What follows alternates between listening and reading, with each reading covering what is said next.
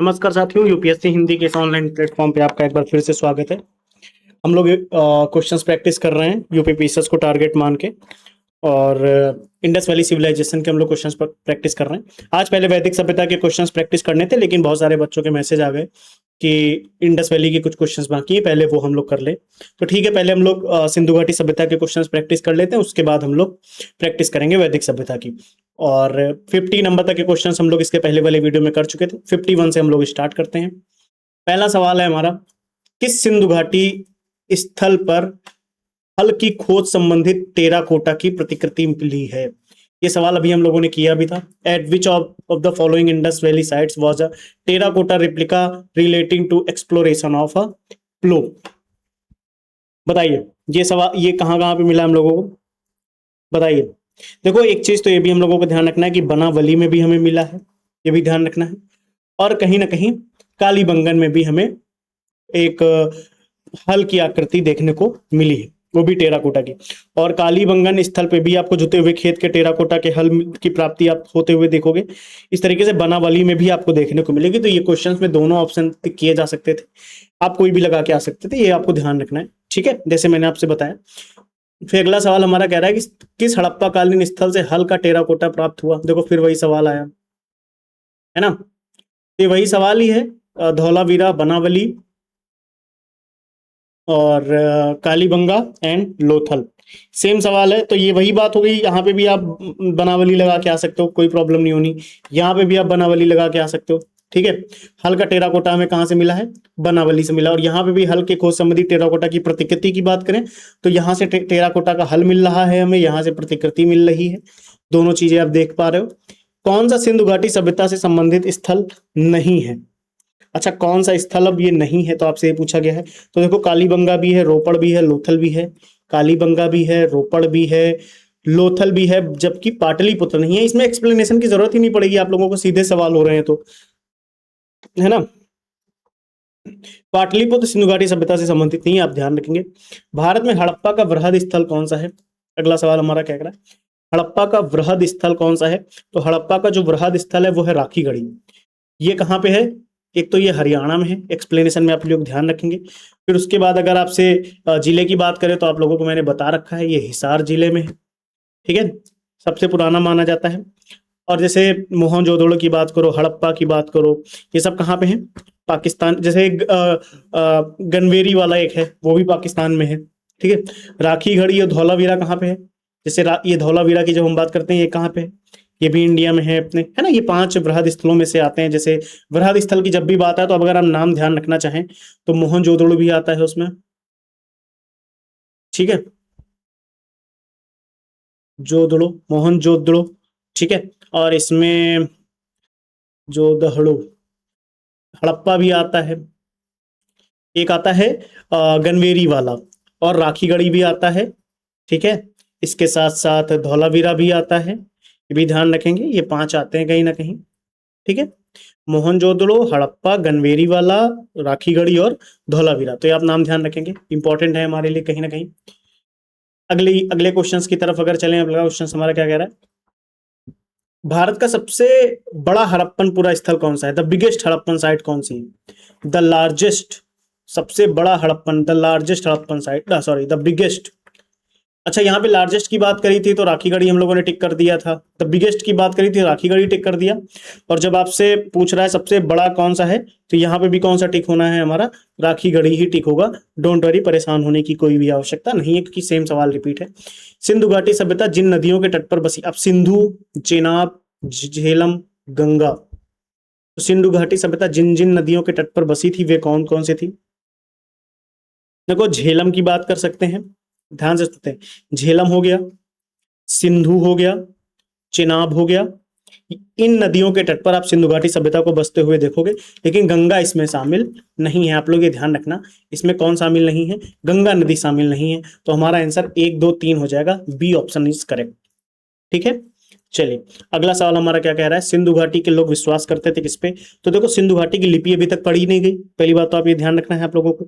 जब लिपि नहीं पढ़ी गई तो इस वजह से आप आत्मा और ब्रह्मा, कर्मकांड, यज्ञ प्रणाली, मात्र शक्ति किस पे टिक करके आ सकते हो, ये कंफ्यूजन की बात है। लोग धार्मिक विश्वास के बारे में निश्चित तौर पर कुछ कहा भी नहीं जा सकता। आप सोचो ये मूर्तियां मिली हैं मात्र शक्ति की पूजा होते हुए, आप देखोगे तो आप ये भी टिक कर सकते, क्यों? क्योंकि मदर गॉडेस आपको देखने को मिली है कि नहीं मिली है?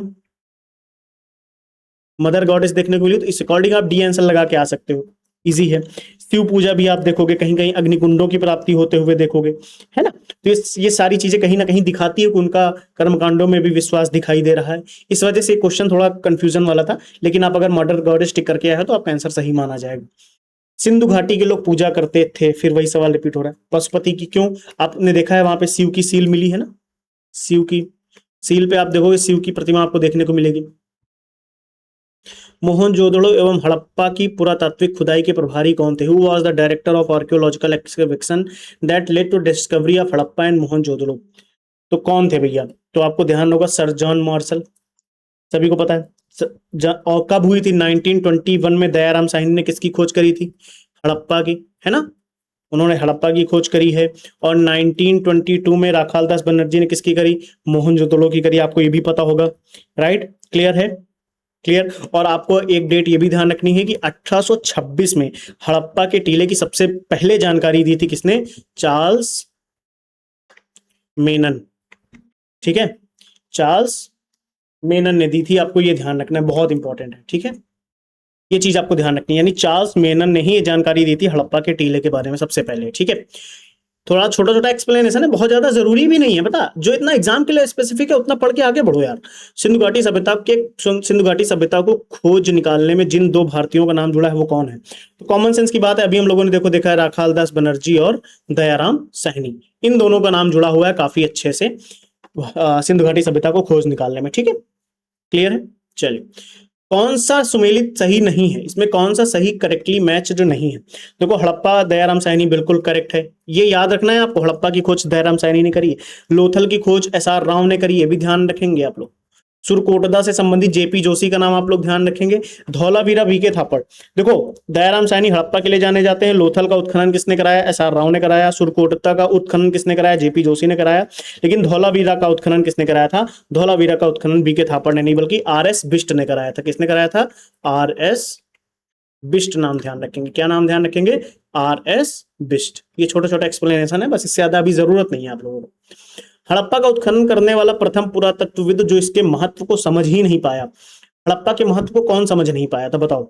सभी को पता होगा, कनिंघम, अलेक्जेंडर कनिंघम, है ना? सभी को पता है। चलिए इन्होंने खुदाई करवाई और ईंटें निकाल के उन्होंने कहीं और ही यूज कर दी, है ना? ये चीज सभी को कहानी पता होगी, लेकिन कहानी की क्या ही जरूरत जब सवाल सॉल्व करना है। कौन हड़प्पा और मोहनजोदड़ो के उत्खनन से संबंधित नहीं है? इसमें से कौन संबंधित नहीं है? देखो आर.डी. बनर्जी का नाम आप लोग सुनते हो, के.एन. दीक्षित का भी नाम आप लोगों ने सुना है, एम.एस. वत्स का भी नाम सुना है ना?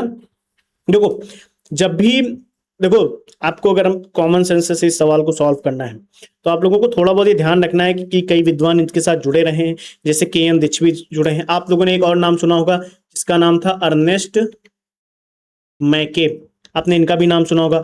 ऑरेल स्टीन भी एक नाम है, ऑरेल स्टीन, ये भी इनसे जुड़े हुए हैं। ए.एन. घोष, ए.एन. घोष का भी नाम आप लोगों को याद रखना चाहिए। जैसे जेपी जोशी हो गए, आपने इनका भी नाम सुना है, जेपी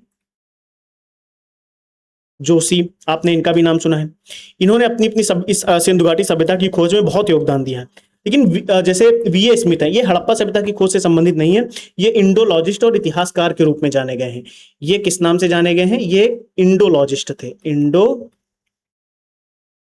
कह सकते हैं या इन्हें इतिहासकार के नाम से जाना जाता है, ठीक है? ये चीज आप ध्यान रखेंगे, बहुत इंपॉर्टेंट है। किसके द्वारा सुरकोटदा नामक हड़प्पा संस्कृति के स्थल की खोज की गई? सुरकोटदा नामक हड़प्पा संस्कृति के स्थल की खोज किसके द्वारा की गई थी? तो ध्यान रखना, जेपी जोशी, जगपति जोशी, ठीक है? जगपति जोशी के द्वारा की गई थी, ठीक है? सुरकोटदा कहां पे है? ये सुरकोटदा कहां पे है, किसी को पता है? तो पहली बात तो गुजरात आप लोग ध्यान रखेंगे। गुजरात में भी ध्यान रखना है तो आपको कच्छ जिला ध्यान रखना पड़ेगा, ठीक है? चलिए अगले सवाल की तरफ चलते हैं, 1 मिनट रुकना आप लोग बस। चलिए हम लोग अगले सवाल की तरफ चलते हैं।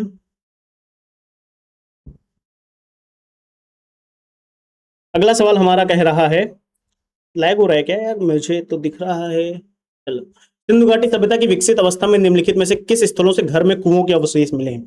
तो घर में कुओं के अवशेष हमें कहाँ से मिले हैं? तो घर में जो कुओं के अवशेष हम लोगों को देखने को मिलेंगे, तो आप लोग कहीं कहीं देखोगे, सब ज्यादातर घरों में आप निजी कुएं भी देखोगे, स्नानागार भी देखोगे, कई जगह पे आप लोगों को देखने को मिलेगा। लेकिन इसमें से अगर प्रॉपर देखा जाए तो ये बता पाना, क्योंकि ज्यादातर प्रत्येक घर में आप लोगों को देखने को मिलेगा। एक बुक आती है पुरातत्व विमर्श नाम की, पुरातत्व विमर्श नाम की एक बुक आती है, उसमें सिंधु घाटी सभ्यता के अधिकांश नगरों में प्रत्येक घर में निजी कुएं और स्नानागार पाए हुए दिखाया गया है, पानी के विकास के लिए, पानी के निकास के लिए। और आर एस शर्मा की बुक आप पढ़ोगे तो उसमें भी कालीबंगा के सभी जगह पे आप लोगों को देखने को मिलेगा। तो आप ऐसे तो कालीबंगा लगा के आ सकते हो, है ना, लेकिन ज्यादातर घरों में, हड़प्पा में भी, कालीबंगा में भी, लोथल में भी, मोहनजोदड़ो में भी आपको घरों के कुओं में, घरों में आपको कुओं के अवशेष देखने को मिलेंगे। सही आने का क्रम बताओ, इसमें से सही क्रम क्या हो सकता है? तो सबसे पहले नगरीय संस्कृति आपको देखने को मिली, ठीक है। उसके बाद हम लोगों को लोहे का हल देखने को मिला, फिर चांदी के सिक्के देखने को मिले, फिर सोने के सिक्के देखने को मिले। तो 4 3 2 1 इसका आंसर सही है, आप लोग ये ध्यान रखेंगे। नगर संस्कृति तो हड़प्पा वाली है, आप लोगों को सभी को पता है ना। फिर लोहे के हल भी उसी समय में आप देख रहे हो, नगरी सॉरी सिंधु घाटी सभ्यता वाला पूरा सीन है। फिर उसके बाद आप चांदी के सिक्के देखते हो। वैदिक काल में आप लोग कांसे का, वैदिक काल में आप किसका देखोगे? वैदिक काल में आप ज्यादातर आप तांबे का यूज होता हुआ देखोगे, कांसे का यूज होता हुआ देखोगे। लेकिन फिर धीरे धीरे आप देखोगे 1000 ईसा पूर्व में फिर भारत में प्राचीन आहत मुद्रा, सिक्के आहत मुद्रों के रूप में आप देखोगे, आहत मुद्रा, है ना। 7वीं 6ठी शताब्दी पूर्व की आसपास की बात है, 6ठी 6th 7th सेंचुरी BCE के टाइम की बात है। उसके बाद आप देखोगे सेकंड शताब्दी, सेकंड BCE के टाइम पे आप क्या देखोगे? सोने के सिक्के आप देखोगे, है ना। अगला सवाल है, सर्वप्रथम मानव ने किस धातु का यूज किया? तो सबसे पहले तांबे का यूज किया, लोहे से वो परिचित नहीं था। हाथी दांत का पैमाना हड़प्पी संदर्भ में मिला है, कहां से मिला है? ये तो आपको मैंने कराया था सवाल, ये तो सवाल करके आए अभी हम लोग, है ना। ये सवाल तो किया है, तो कोई दिक्कत ही नहीं है। लोथल में मिला है ना, गुजरात के कच्छ में भी।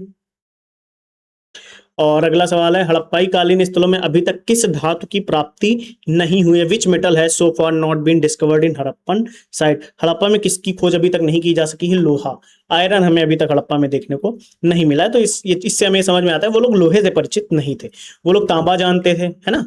वो लोग कांस्य के बारे में जानते थे, कांसा के बारे में जानते थे, स्वर्ण के बारे में भी जानते थे। लेकिन वो चांदी की भी धातुएं आप वहां पे देखोगे, ठीक है, लेकिन आपको लोहे की धातुएं देखने को नहीं मिलेगी। ये चीज आपको ध्यान रखना, ठीक, विच इज वेरी इंपॉर्टेंट। कौन सा स्थल घग्गर और उसकी सहायक नदियों की घाटी में स्थित है? कौन सा स्थल घग्गर और उसकी सहायक नदियों की घाटी में स्थित है? तो आप लोग ध्यान रखेंगे, बनावली। आंसर क्या हो जाएगा? बनावली। जो बनावली है वो इस घग्गर और उसकी सहायक नदियों की घाटी पे बना हुआ है, ठीक है। यानी बनावली किस नदी से जुड़ा हुआ है, तो अगर आपको टिक करना है तो आप घग्गर लगा के आ सकते। 71 नंबर सवाल कह रहा है कि मोहनजोदड़ो, हड़प्पा, रोपड़ एवं कालीबंगा सिंधु घाटी सभ्यता के प्रमुख स्थल हैं। बिल्कुल सही बात है।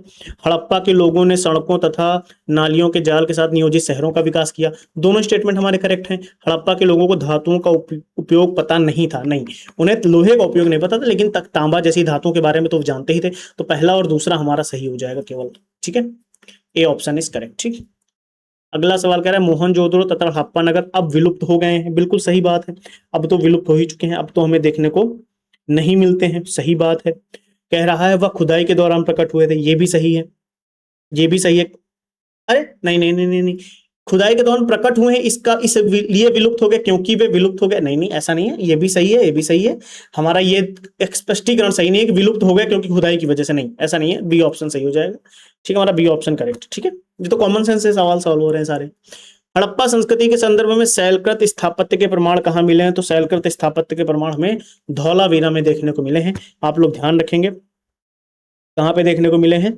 धौलावीरा में आपको देखने को मिले हैं। जैसे शैलकृत जल कुंड आपको देखने को मिलेगा, क्या देखने को मिलेगा?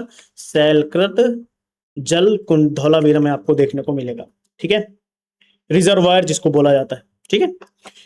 धौलावीरा जिस राज्य में स्थित है उस राज्य का क्या नाम है? गुजरात, बताने की जरूरत ही नहीं, अभी हम लोगों ने देखा है तो कर ही चुके हैं, ठीक है। अगला सवाल, हड़प्पन नगर 3 भागों में विभक्त है, तो कौन से 3 भाग हैं? वो 3 पार्ट कौन कौन से हैं? तो अगर देखा जाए, अच्छा सॉरी एक सेकंड, कौन सा पूछा है, कौन सा हड़प्पी नगर 3 में है? जैसे एक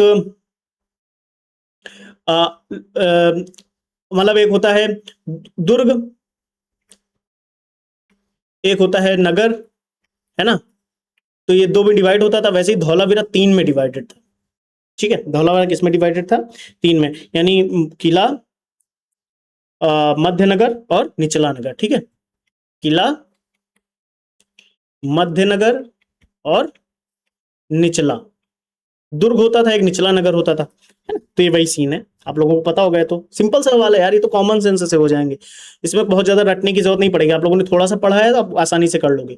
निम्नलिखित में से कौन सा स्थल 3 नगरों में अवशेष प्राप्त हुए? देखो सेम सवाल रिपीट हो गया, धौलावीरा बताने की जरूरत नहीं है ना? सेम सवाल रिपीट हो रहा है।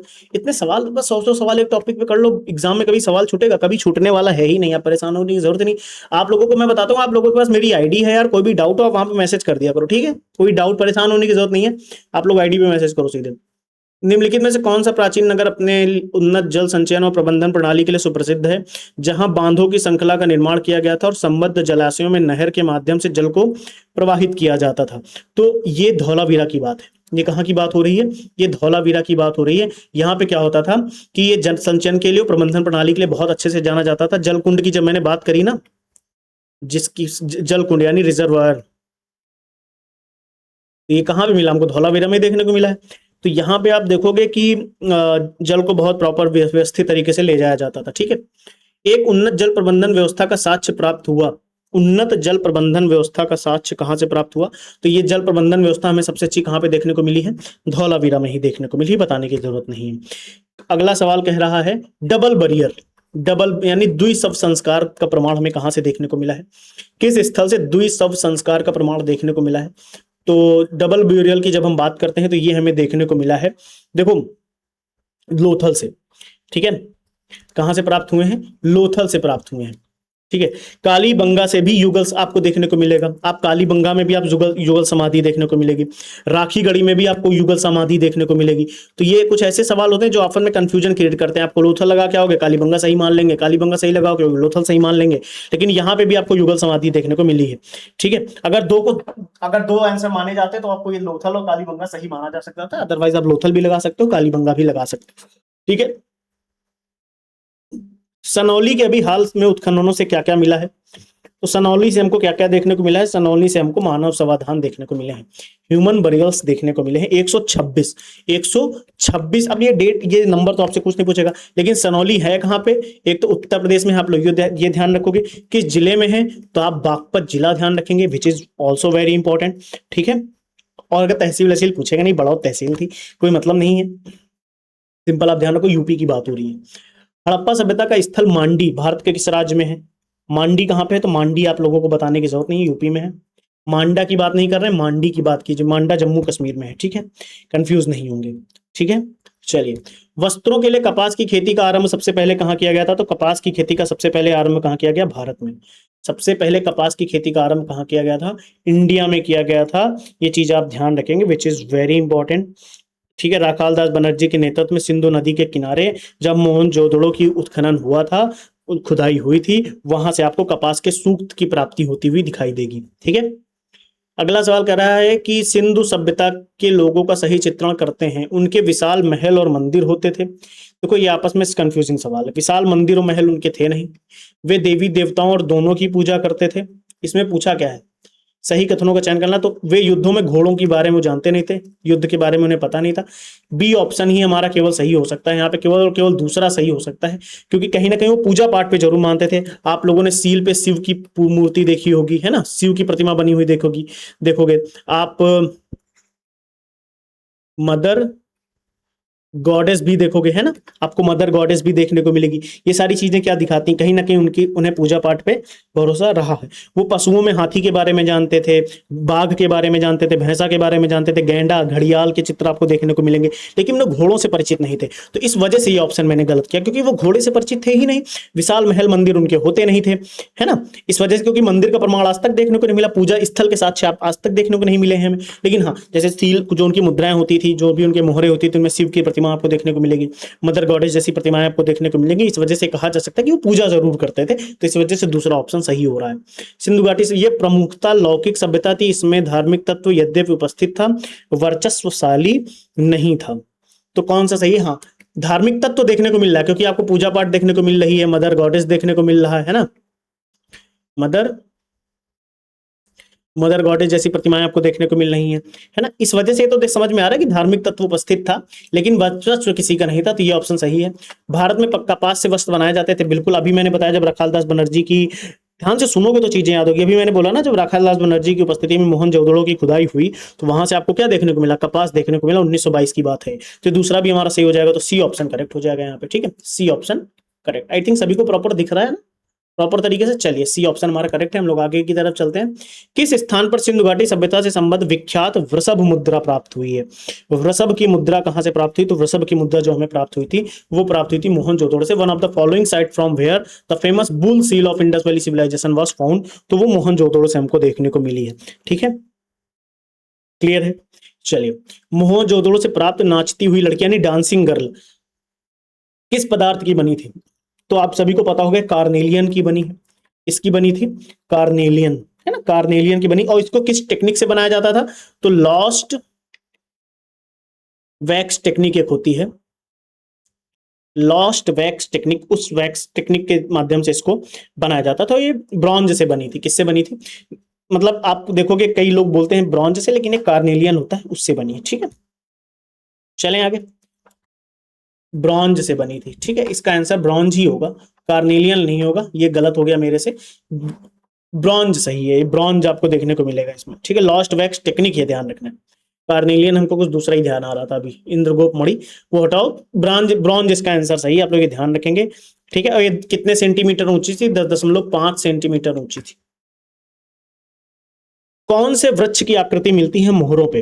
तो मोहरों पे जो हमें आकृति देखने को मिलती है, वो मिलती है पीपल की। किसकी देखने को मिलती है? वृक्ष की जब हम बात करते हैं तो पीपल की वृक्ष आपको देखने को मिलेगी, ठीक है। और मोहरे किसकी बनी होती थी? सेल खड़ी। ये भी ध्यान रखेंगे, ठीक है। किस पशु का अंकन हड़प्पा संस्कृति के मोहरों पर नहीं मिलता है?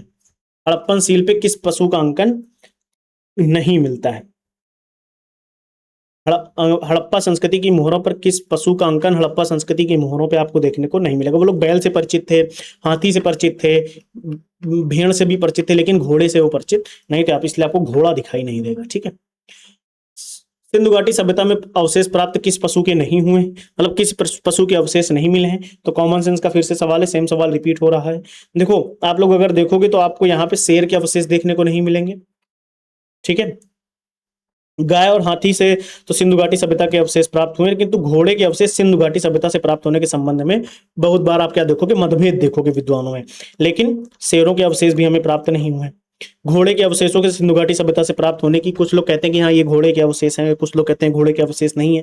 तो आप इसमें मतभेद बहुत सारा देखोगे, लेकिन शेरों के अवशेष की प्राप्ति का कोई उल्लेख ही नहीं मिलता है। इस वजह से हम लोग लाइन आंसर लगा के आ सकते हैं, लेकिन घोड़े पे भी डाउट है। कौन सा जानवर सिंधु घाटी सभ्यता के लोगों को नहीं पता था? किसके बारे में नहीं जानते थे? सेम सवाल रिपीट हो गया ना, देखो, घोड़ा, है ना। देखो, वो लोग बैल के बारे में जानते थे, है ना, हाथी के बारे में जानते थे, लेकिन घोड़े के जब अवशेष कहीं ना कहीं आप देखोगे मिल रहे हैं, कहीं नहीं मिल रहे हैं, तो घोड़ा आंसर लगाया जा सकता है अपना, ठीक है। ध्यान रखेंगे, क्योंकि वो घोड़े के बारे में नहीं जानते थे, उन्हें घोड़े के बारे में नहीं पता था।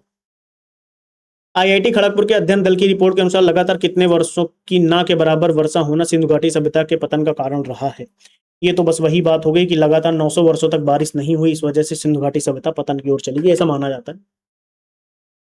मरण पट्टिका यानी हॉर्न डीटी उत्कीर्ण सिंह युक्त देवता की कृति प्राप्त हुई है। Terracotta cake has been recovered from, कहां से मिला है? ये मिला है हमको कालीबंगा से, ठीक है। ये कहां से मिला है? ये कहां से प्राप्त हुआ है? कालीबंगा से। दोहरे सिंह वाले देवता का जो अंकन है मृण पट्टिका पे, ये कालीबंगा से मिली है। कौन सी सभ्यता नील नदी के तट पर पनकी? नील नदी के तट पे जिस सभ्यता पनकी उसका पनपी, उसका नाम क्या था? Egyptian civilisation. क्या नाम था? इजिप्शियन। निम्नलिखित सभ्यताओं का उत्तर से दक्षिण की ओर क्रम अगर लगाया जाए तो एक उत्तर, सबसे पहले उत्तर में एजेटेक, फिर उसके बाद माया, फिर मुइस्का, फिर इंका। एस्टेक, माया, मुइस्का, इंका, ठीक है। ये अमेरिका के उत्तरी भागों पे थी, ये एजेटेक, नोट डाउन करिए। एजेटेक मेसो अमेरिका के उत्तरी भाग पे, ठीक है। और वहां पे बेलीज, ग्वाटेमाला, सल्वाडोर, होंडुरास, निकारागुआ, उत्तरी कोस्टारिका तक क्षेत्र तक ये फैली हुई थी, ठीक है। ध्यान रखेंगे इसको। इंका जो है वो दक्षिणी अमेरिका में थी, इंका जो है वो दक्षिणी अमेरिका में थी, ठीक है। ये ध्यान रखेंगे, थोड़ा सा फैक्ट का सवाल है, डिटेल फैक्ट का सवाल है। सर्वाधिक प्राचीन सभ्यता कौन सी थी, सबसे प्राचीन सभ्यता कौन सी मानी जाती है, तो सबसे प्राचीन सभ्यता मानी जाती है मेसोपोटामिया की। सिंधु सभ्यता भी मानी जाती है, लेकिन मेसोपोटामिया को दुनिया की सबसे प्राचीन सभ्यता माना जाता है। ये इराक और इराक के आसपास के क्षेत्र है ना, ये आपको ध्यान रखना है। और इजिप्शियन जो मिस्र की सभ्यता है, इसका विकास नील नदी की द्रोणी में हुआ था, ये भी आप लोगों को पता है। मेसोपोटामिया के बाद यही सभ्यता मानी जाती है, तो ये चीज आप लोगों को ध्यान रखना है। आप मेसोपोटामिया टिक करके आ सकते हैं। लेखन कला की उचित प्रणाली विकसित करने वाली सर्वप्रथम प्राचीन सभ्यता कौन सी थी, तो लेखन प्रणाली सबसे पहले कहाँ विकसित हुई, तो सुमेरिया में। सुमेरिया में ये लोग प्राचीन विश्व की प्रथम लिपि आविष्कारकर्ता माने जाते हैं, है ना। इनको लिखने का ज्ञान था प्रॉपर तरीके से। और सुमेरिया की जो क्यूनीफॉर्म लिपि को प्राचीनतम लिपि माना जाता है। इनकी एक लिपि थी, उसका नाम था क्यूनीफॉर्म। तो ये सवाल है हम लोगों के 96 क्वेश्चन हम लोगों ने टोटल किए हैं इन 2 क्लासेस में। हम लोग मिलेंगे नेक्स्ट क्लास में, जहां पे वैदिक सभ्यता करेंगे और डिटेल में एक्सप्लेनेशन के साथ हम लोग और डीप में पढ़ना शुरू करेंगे। बहुत से बच्चों की डिमांड है कि एक्सप्लेनेशन के साथ थोड़ा डीप में करवाने का प्रयास करिए, तो हम लोग थोड़ा सा डीप में करने का प्रयास करेंगे, ठीक है। चलिए, thank you, take care, bye bye, मिलते हैं नेक्स्ट क्लास में। और आप लोग ऐसे ही यूपीएससी हिंदी में अपना सब विश्वास और प्यार बनाए रखिए। हम आपको बहुत अच्छा कंटेंट देने वाले हैं, परेशान होने की बिल्कुल भी आवश्यकता नहीं। Thank you.